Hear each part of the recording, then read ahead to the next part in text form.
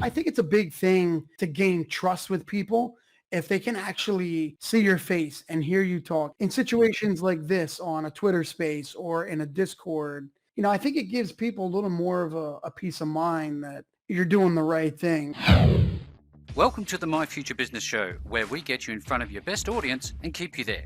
Not only are we interviewing the biggest names in business to help you become even more successful, we're inviting you to book your spot on the show to help you grow your business.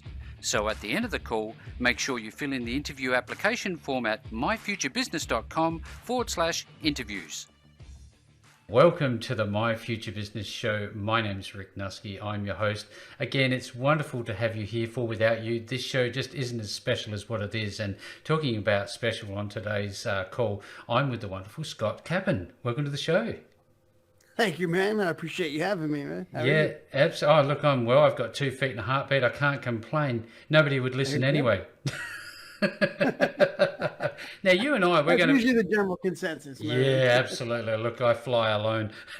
Now, you're the creator, owner, and project lead at Arsenal NFT. We're going to be talking about that project. We're going to be learning a little bit about the history behind NFT creation, because there's certainly lots of questions.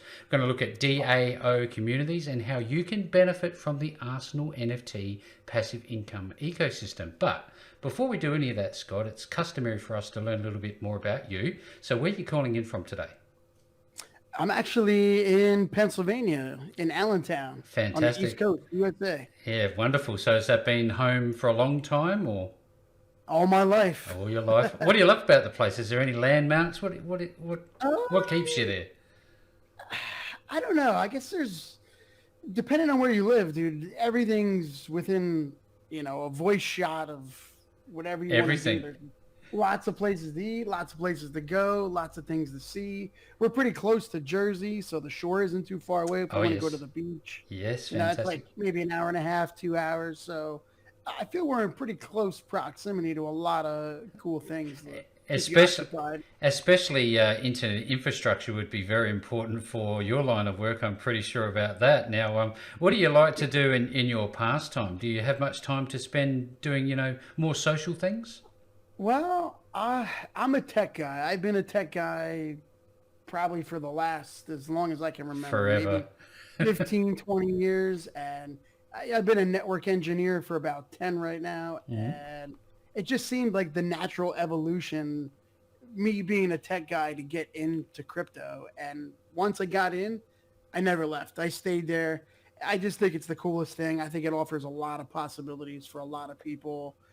It's a game changer is what it is, really. Absolutely. And we're going to be talking a lot about that. And I remember very much the wild, wild west days when Binance was just opening its doors and I was getting involved and I didn't understand Bitcoin and all this kerfuffle that was going on about this particular industry. Now, obviously, we're going to take a bit of a deep dive into that. But tell us who got you involved. Was there anybody of influence or anything that happened that really got your attention? I remember a couple friends in passing telling me about it, and it really didn't take me until like the third or fourth time that I heard about Bitcoin that I actually started doing some research, and I read the white paper, and the more that I read on it and the more I learned, the more I thought, wow, this is incredible. This is a completely separate monetary system that's decentralized. And yes. Pretty much from the jump, I was sold. I've been in it since 2009, 2010, and I've watched everything evolve and grow. Yep. Pretty much from its humble beginnings until where it is now. Where it is today. Yeah, wow. Yeah, the space has definitely evolved far beyond what it started as. What it was, absolutely. Now, there's obviously a lot to learn, and I'd love if you could later on in the call is to educate everybody who's on the call about, I guess, some of the fundamental things behind, what the blockchain is, what cryptocurrency means, what NFTs are, why there are so many different coins, altcoins, stable coins, all these questions that come with this. There's definitely a learning curve. It's not something that you just decide, hey, I'm going to do this. No. You really have to take your time. You have to do your research. There's a lot involved to get started. Just from, I have a lot of people ask me, where do I go? What do I do? Yep. How do I get into it? And it's really not a simple answer. No. It's not just go here, do that. There's a couple fundamental things, in my opinion, that you need to be aware of and you need to understand, because going through the motions just to do something usually isn't the best thing, in my opinion, Yep. because we're dealing with real money here. Let's be honest. Absolutely. You're exchanging your hard-earned money for cryptocurrencies, and you better make sure that you know how to store it safely, where it is stored, so it is stored safely. Because like I said, if you're just going through the motions, you're not really learning the process. So Absolutely. Education is definitely a huge portion of this. Thank you very much for sharing that, because I think, if we go into this with eyes wide open, we'll be well placed to make informed decisions, which I think is important, especially if you're starting to, transfer that fiat cash into crypto, because there can be a lot of volatility. There can be a lot of, I guess, inherent risk, because it's a new way. It's decentralized. And by and large, it's not all that regulated. What do you see happening in terms of regulation around crypto in the future? Even so, decentralized finance has been around since 2018. And it just seems to me that the more time goes on, the more you hear about people losing all their money, not just from having their money in a coin, but getting involved in these projects. And all of a sudden it vanishes overnight and they run away with millions of dollars. Yep. And nothing ever happens to these people. People lose their hard-earned money and there's no justice for them. No. And it's funny you mentioned earlier the Wild Wild West. That's exactly what it is. But I think they need to be careful with the regulation so as not to stifle the technology. I think if there's too much regulation, it's really going to prevent things from advancing in a positive direction. Yes, absolutely. I listened to this with the idea that, I heard once somebody said that pioneers are the ones that have the arrows in their back. Now, I know there's a lot of people making some headway into this, and they're being those pioneers. How important is it to see those pioneers still, really forging ahead and sticking with this for the long term, because they clearly have a mission and a vision that they're on for this? Yeah. So in my opinion, I've been in a lot of projects. There's a lot of good projects out there, but I feel, and I'm not knocking anybody, but a lot of the stuff out there is the same repetitive stuff. Yep. I feel that nobody's doing anything different. Yeah, NFTs are new and everybody's into that. That's fine. But as far as some of the projects, some of the decentralized projects, I feel like everybody's stuck in the same APY rebase sort of mentality where let's just trade money back and forth and we'll all make money. But it takes new people coming into an ecosystem like that to keep something like that afloat. And we all know those things they're not sustainable. No, I see the utility in many regards. Looking at the ledgers, I've seen everything from shipping companies using this to, when they float their new project and you get involved and you invest a certain amount in it. There are just so many possible directions this could go, but in our call today we're going to be focusing on NFTs. But I think from a foundational level, can you talk us through the history of cryptocurrency, where it generated from, and how it is that you got to be where you are today specifically? Well, long story short. Yeah, right. I mean, I guess we really don't know where it came from because of the pseudonym Satoshi Nakamoto. He left us this sweet little white paper, and I think a lot of other visionaries took his idea and altered it a little bit, and everybody kind of adapted and did their own thing. But we don't know who he is, so it's hard to say who he actually is and who actually started it off. But when crypto first started, it was just trading. I remember being on Coinbase, and you could buy and sell on the platform, and then I remember other platforms like Shapeshift. Remember Shapeshift? Yeah. Then you could swap. If you had Bitcoin, you could swap for Doge or whatever. Yep. So just seeing as time went on, and then new projects came out where I think Harvest Finance was the first one that I got involved in. I don't know if you're familiar with Yes, I that. am. Yep. I'm giving them a plug right now. Yeah. Yeah, well, look, I've had a lot of involvement in the different platforms, and all of a sudden, unbeknownst to me, I was trying to be a statistical analyst, and I was trying to understand the peaks and the troughs in the trends, and trying to shift coin around at the most appropriate time. There's got to be an easier way for those who don't really understand this. What would you suggest if they're looking to get involved? I would say, honestly, like I said, it's the Wild West. Mm. If you're gonna put money in a project, let's say, I can't even think of one other than Harvest Finance that I would Hmm. recommend to anybody because, in my opinion, Yep. they're kind of all a little shifty right now. But you really have to do your due diligence with anything. Yep. You gotta sit down and do homework. Hmm. Who's running the project? What's the project about? What are their goals? What are they trying to achieve? But I think a lot of people are kind of enamored with the high APYs. Oh, look, I'm making 383,000%. Well, it doesn't really do you any good if you bought in at 100 and the coin crashes the $5. Point zero zero zero So, zero 0.00001 cent. right. Yeah, so now it's going to take you that 300,000% to maybe make your money back. Yes. So Yep. it's just a lot of that same old repetition and You the know, same old stuff out there. It's kind of old in my opinion. there's lots that has changed, and there's lots that continues to change, Scott. And I'm very excited about some of the things I see. I think if an image I recall was an ATM style outlet in Japan where you could actually, transfer your Bitcoin for groceries or whatever it was. There was some Oh utility wow. in that whole process. What do you see in the future for, I guess the utility side of this?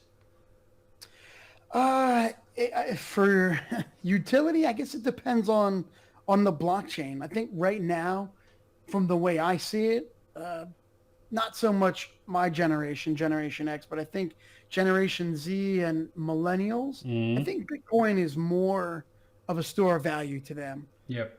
It's a lot lighter. It's a lot easier to store and carry than what the traditional generations are used to buying is gold. Yep. Well, gold heavy, it's cumbersome. Hey, I can buy a Bitcoin. I could buy 10 Bitcoins and put them in my pocket. Yeah, absolutely. So as far as the utility for Bitcoin, I just think it's too slow. Mm. There need to be, here's an example, the AMC, I think they just started accepting, it's a movie theater. Yeah, They yeah. just started accepting Doge for payments and what's the other coin? Shiba Inu. I think they just started accepting Shiba Inu. So yeah, as long as there's no issues on the Ethereum network for Shiba Inu, that's fine. Because we all know Ethereum right now has its fair share of problems occasionally. Yep. But Doge, I've never been on that network, so I can't really vouch for its I speed. understand. I, Yeah. I sit here and I question. I love the fact that we're having I guess a ground up conversation about the raw elements that are involved here. And I think to myself, you often hear people talk about the energy resource and reliance on technology. This is why I touched on this before. How important it is to have that energy available for us to be even able to mine these coins. Tell us a little bit about your take on that side of things. It's funny you brought that up because I mentioned this to a lot of people. I may catch some flack for this, but this is my opinion. I'm not afraid to vocalize No, it. that's fine. You remember maybe like a year and a half ago, Elon Musk was all into to Yes, Bitcoin, I and was then going all to of a ask you about sudden, him. yeah, all of a sudden he's complaining about Bitcoin's carbon footprint. Hmm. And I thought to myself, how hypocritical of him. He mines lithium. He destroys the planet. He Yep. destroys the entire ecosystems to make these batteries for his vehicles. But that's okay. But if you actually do the mathematics and sit down, Bitcoin consumes far less energy than and less devastation than anything he's doing to produce lithium for his batteries for his vehicles. Yeah, And how much absolutely. of the rockets he make, how much does that pollute the earth every time he sends one into space? Yes, I think So collectively we're likely to pollute more than we are less likely to pollute, aren't we? Collectively. yeah. And I think not too long ago, I read something online about what it costs the government to produce money from an electricity standpoint to make change. And the comparison was actually worse. Bitcoin did better as far as electricity consumption than the government in the USA consumes to make and print our money. Yeah, absolutely great feedback. I'm sitting here trying to think in terms of somebody who's listening into the call today, Scott, not having a clue what we're talking about. They're probably scratching their head. So I'm wondering if we can now talk about some foundational building blocks. Yeah. I'm familiar with ledgers and how they, go into the blockchain. And this is, I guess, very important to Arsenal NFT. Can you tell us a little bit about that side, how it's structured and why it works the way it works? Ooh, this is a good question. We're personally based on the Avalanche blockchain, just for speed. Yep. It's one of the fastest blockchains. It's a next gen blockchain, and we chose Avalanche specifically because, let's face it, nobody wants to overpay for fees for transmissions, and everybody, they want transactions resolved immediately. So Yep. right now, Avalanche is one of the best out there, in my opinion, for that. So in terms of congestion, we know that Bitcoin and Ethereum. Correct me if I'm wrong, please, Scott. That over time they become congestion, and that speed actually is diminished because there are so many transactions going on and adding to this ledger that it slows it down. So is that true?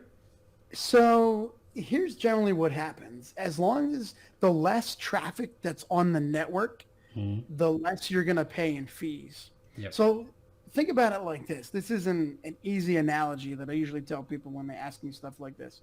Think of a doorway, and think of people standing in line to get through this doorway. And on the other side of that doorway is basically your transaction being processed.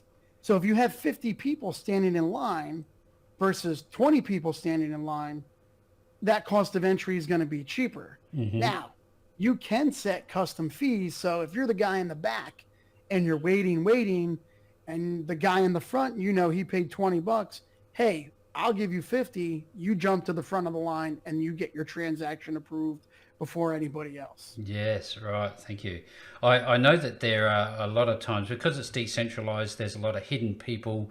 A lot of people, not everyone, use it for nefarious reason. They're trying to do underhanded things on the deep, dark web and all that sort of not so great stuff. But there are also people like you who have done the right thing. You've brought yourself forward. You're putting a face to a name, as it were, which is quite uncommon in this sector right now. And why is it that you think that's important?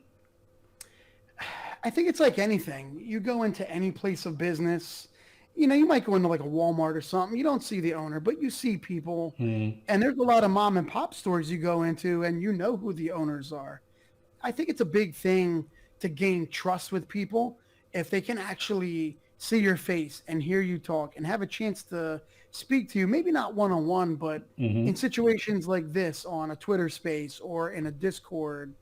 I think it gives people a little more of a peace of mind that you're doing the right thing. It's easy to hide behind a keyboard and just type, tap away. Right, but I think when you put yourself out there, especially if your motives are not nefarious, I don't think anybody should have a problem going to the community they're trying to build and say, hey, here I am. Yep. This is what we plan to do. And I welcome everybody in our Discord. Hey, if you have questions, reach out to me. Like, feedback is a big thing for me. I want to hear what everybody thinks. Like, am I doing something wrong? What can I improve on? What can we improve on? Yeah. Do you need help with something? I think this is important because I think there's still a lot of people still getting acclimated with the space and unsure of certain things, but still willing to learn. And they just kind of need maybe a helping hand, maybe a question or two. So I definitely think it's important to make your presence known for any community here you're trying to build, especially since a lot of people don't do it. And we'll be sharing that information with you back to Scott and the business and through Discord and the likes. Now, tell us a little bit about the Metaverse. I've heard recently some of the major stars in the world talking about the Metaverse. What is the Metaverse? I haven't really delved into it myself. I know there's a couple players in the game creating their own virtual worlds. Mm-hmm. Facebook obviously is there. I think it's going to be interesting to see what concepts some of these businesses come up with. Mm-hmm. I know there's people out there in big companies actually renting virtual properties so they can build their brand in the metaverse just on the off chance it takes off. Mm-hmm. I definitely think it has potential, but I think Yeah, you have to be into that sort of thing. you'd need a really good reason for it because when I think it was Snoop Dogg was talking about it and he was so in love with it. I'm like, I don't get it. It must be flowing over the top of my head. I must be missing Well, something. did you ever play VR? Did you ever do Yeah, yeah, anything in VR? absolutely. Yeah, yeah. I mean, that's kind of how it is. Yep. You know, you put on a virtual headset and you go in and, I've seen people on LinkedIn build entire art museums with art on the wall and you walk around this virtual world and you can view the artwork. Not sure if you can buy it yet, but, Yeah, yeah. I've seen people do some interesting stuff. And Yeah. I played VR a few times myself and it is pretty cool. I'm not going to lie. No, well, I love VR. I love all things gaming, and that sort of it's probably a good segue into your tank game, which is somehow related to the blockchain. Can you tell us a little bit about this very interesting project? I gave it a go, by the way. I'm really bad at it. Well, so if you click the link on there, then I'm going to explode. it's kind of a prototype. Yeah. Well, right now that particular version was only optimized for the desktop, Yep. and it's not even really complete yet. Yep. So it still needs some finishing touches. I just thought I would throw it out there to That's kind of great. I'm glad you show the did. community. But I thought it was well in line with the Arsenal NFT, like the play on the word, Yes. a tank game. So what happens there is you actually mint a tank that's an NFT. And I think what's unique about this game is it doesn't matter if you're a gamer or a non-gamer. The tank game actually uses our native token. Mm-hmm. You have to hold our token to mint the tank and then use our token to buy in-game upgrades. Mm-hmm. But it allows people who want to invest that aren't gamers to pick a tank and stake our tokens on somebody else's tank and earn extra tokens, and at the same time potentially boosting their power or their agility or their speed to Yep. kind of give them a little advantage. So Yes. we're working on some fun things. I plan on at some point, potentially having contests in the Discord. If X amount of people have a tank, we'll have because there's deathmatch, there's battle royal. Maybe we'll hand out prizes. I think it would be a fun group activity to do with a bunch of people and just see what happens. So there'd be tokens up for grabs, like a token pool to win as such. I mean, if we do anything, we try to stick to USDC, which is a stable coin. Yep. From any other project that I've ever seen or been a part of, when they give away tokens, it just results in an instant dump. Yep. And it negatively impacts the price of your own token. Yep. So we've been doing Twitter giveaways to promote. We've been doing Discord giveaways, and we've been paying everybody in stablecoin. Yeah, I think fantastic. that's the easiest way to go for everybody. Absolutely. It's one less step because we know they're going to dump the tokens anyways. So I think it's important for people who are on this call who are interested in this sort of environment and this sort of experience that they know that somebody like you is at the helm of all of this, which is really giving what you're doing a high level of credibility. So thank you very much for sharing. Yeah, Now, I'd love to, Scott, if we could, break down what an NFT means and why is it that you called your business Arsenal NFT? Would there be anything related to football? no, I get that question a lot. I bet you do.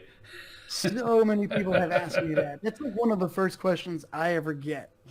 But I chose Arsenal because as part of the ecosystem, I have a ton of ideas that are NFT related, and I kind of use the word Arsenal because they're all going to be different applications. Yep. That word Arsenal implies kind of everything in my toolbox. Got it. Yep. So, and going with that, I kind of use the play on war and stuff as a running theme for the project. So as far as NFTs go, I mean, NFT stands for non-fungible token. And they're gaining a lot of ground as far as art and music. I think NFTs in general represent some real possibilities for creators, artists. I mean, if you think about what's happening today, all these musicians, they sign with record labels. They don't actually own their music. No. You know, if they create something and they get a record deal, the record label owns their music and they only get small portions. Yep. Even if you post something on like iTunes or, you know, some of these other platforms, they take the majority of the money from the sale and give you a small percentage. NFTs now give creators the ability to keep the entire stake of their creativity and whatever they sell. They can go on these NFT sites and sell them and keep all the money they make for their songs or albums or artwork. Yep. And I understand that. Is there a difference between proof of stake and proof of ownership? Well, so proof of stake is an algorithm that Ethereum is switching to. Mm-hmm. Bitcoin uses proof of work. What are you referring to when you say proof of? Well, look, it's kind of like it seems to me that the ledger, the NFT that you might buy, there's obviously a string of numbers. Excuse my simple explanation for this. That explains that, hey, look, this is mine. This is unique to me. This is my proof of ownership, and that's where I got, I guess, that term from. So it's not relevant. So here's the way this works, and I don't think a lot of people really know this, but when you buy an NFT, have you ever heard of interplanetary file system? I have now. Okay, so that's where everybody's NFTs are stored. It's basically a connected group of decentralized computers, cloud, just like Bitcoin, running all over the web, run by people like you and I. Yep. And the blockchain just happens to pull that particular image file or whatever it is, be it a GIF or a JPEG, from a path in the interplanetary file system and just display it in your wallet. So that picture is being pulled from somewhere else, but the blockchain verifies that, yes, you are the only owner of this particular asset, but it's not actually stored in your wallet.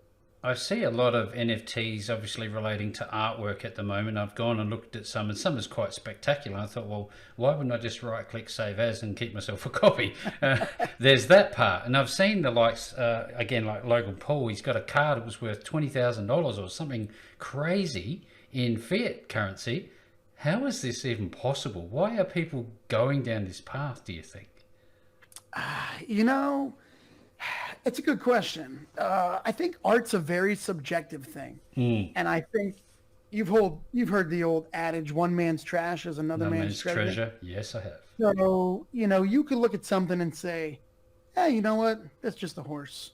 I'll give you $5 for it. And somebody else might look at it and say, wow, that's the most spectacular thing I've ever seen. I'll give you $300 for it. So, but I think this is just a new way to interact. And because it's technology, everybody loves technology. And I think for some people, it's cool to say, hey, I own this NFT. I bought this. This is on the blockchain. Here it is in my wallet. But there are lots of NFTs that have real utility attached to them. There's quite a few NFTs that get you access to certain clubs or certain diners, certain hotel rooms, discounts. So, aside from it just being art and music, I think you're starting to see a lot more things that NFTs could possibly be, but I think we've only scratched the surface. I think there's lots of things out there that they have the potential to be and replace in the real world. We just haven't seen it yet. We just haven't gone there yet, but we will, like anything that evolves over time. Now tell me, I don't understand what DAO is. Can you tell us a little bit about DAO? So a DAO is a decentralized autonomous organization. Right. So basically a lot of these projects, they're pretty much, creator or developer driven. In a DAO, because let's face it, you're trying to build a community, people are putting their money in, portions going to treasury. So everything you use in that treasury is basically community money. Yeah. So in that respect, the community should have a say in what gets done with this money. And we use a platform called snapshot.org. where I could set up a vote. Let's say we want to, build application XYZ. Yep.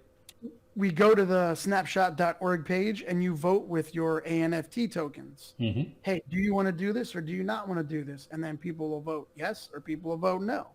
So I think it's a great way to give people a chance to offer their input in the direction the platform's going to take. Yeah, great feedback. I'm loving this call. Thank you so very much, Scott.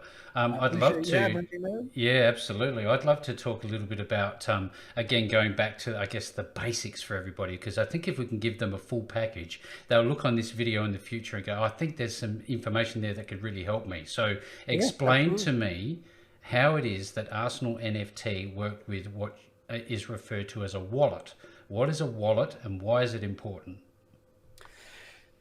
So a lot of these applications, pretty much everything in crypto that falls under the umbrella of decentralized finance is Web3. And basically Web3 is decentralized. So you have exchanges like Coinbase and Binance. You have coins on there, but the old saying goes, not your keys, not your money. Mm-hmm. So if they're considered hot wallets, centralized exchanges. Yep. They're run by 1, 2, 3 entities, like a centralized individual or a company. It's probably government in there somewhere. What's that? Probably the government's in there, behind them somewhere. Yeah, I'm sure. I know for a fact that Coinbase has some sort of secret agreement with the IRS and FinCEN. They were real big on privacy for a while, but it's been leaking out here and there that they've been cooperating with them. That's a little bit controversial, isn't it? Yeah, it definitely is, especially since in the public limelight, they take one stance and then you find out that, if you've had over this transaction amount for the year, they're sending the government documents. Just so they know. Yeah, there's all sorts of rumblings I've been reading around about. Yep, fantastic. So there's wallets, and then there's obviously a whole heap of, exchanges where not so much hot wallets. They're not hot. Yeah, so MetaMask is probably the most popular. It might be the only one, actually. But it allows you to interact with exchanges that are decentralized, places like Trader Joe or Uniswap on Ethereum, or Bogged Finance on the Binance blockchain. Yep. So basically all these centralized platforms, they do KYC, know your customer. Yep. You have to give them your name, your address, copy of your driver's license, credit card. They want your whole family history for the last 15 years. Yep. So when you deal with a decentralized exchange, all you really need to do is have a MetaMask wallet, and there's no middleman. The funds sit in a pool that's created by all the people who contribute to it. Yep. And you just kind of trade in and out of it, and it comes right from the exchange. You pay a small fee, and it goes right in your wallet. There's nobody there to take a bit. Ask you questions like, hey, you've transacted this amount. You can't do this. There's nobody asking who you are, what's your address. All those sorts of things. Yeah. So much to learn, and we've only really just scratched the surface. And on that, I know that you're big on documentation. Tell us a little bit about what people are going to find on your website, and especially about the documentation, because there's some terminology on there that I don't understand. You've got bonding, war chest, voting, and all these other things. I think they're quite relevant, and it would take a while to get through them. So, like I was saying earlier, in line with the whole Arsenal theme, the war chest, again, everything's like a play on war. Yep. Because technically, in my mind, as a community, the goal is to break free of the mentality that I believe the majority of crypto has and do something unique and different. Yep. So in my mind, it's kind of like, all right, we're gearing up. We're going to war. We're gonna make a change. Yep. We're gonna shake some things up a little bit, and this is what we're gonna do. But the war chest is basically the community funds. The bonding mechanism is basically buying our native token at a discount. Yep. And 70% of it ends up in the war chest. Another 20% goes out to Trader Joe and buys NFT at market price to keep the price afloat. And the other 10% goes to project fees for our developer, our design team, We have servers that we run, To grease the databases. wheels, you got to grease the wheels, don't you? Yeah, there's all sorts of stuff going on the back end that people don't see, and it's really a lot of work to keep some of this stuff I can just up and imagine, you know, running. it's not there's a place where a website is not just a website, and this would be certainly it. Now, I know that we've talked about so many things. We've covered off on the fundamentals. We're talking about NFTs, what they mean. We've talked. I suggest spoils are pretty much the rewards that you get. We've talked a little bit about the bonding and the minting and so on and so forth. So much to take in here. So when somebody wants to find you, Scott, and they want to get involved with Arsenal NFT, where are you and what's the process to come on board? Well, I mean, the website is a great place to start. Right at the top of either of our landing pages, there's a big link for the Discord. All you got to do is click the Discord link. I'm in there all day. You know, if you just drop in and say hello, 9 chances out of 10, I'll be the first one to say hello to you. First one back. So, what's the domain for people to go and visit you? ArsenalNFT.org is our original homepage, and our second homepage is ArsenalNFT.org/passive income. There you go, everybody. If you're on this call today, this is of interest to you. I know that this is an evolving industry, very exciting, so much to learn, so much to actually be very excited about. And if you're looking for Arsenal NFT, it is, as I says it is, it's arsenalnft.org. If you want to find it, look below this post. You will see that link back to Scott and all of the wonderful work that he's up to. And Scott, thank you so very much for sharing all of your knowledge on the My Future Business show today. Thank you very much, man. I appreciate you having me. It was great talking with you. Thanks for joining us today. If you enjoyed the call, then make sure to subscribe, leave a comment, share us with your friends, and book your spot on the show at myfuturebusiness.com/interviews. And if you're looking for solutions that will help grow your business, then visit myfuturebusiness.com/shop.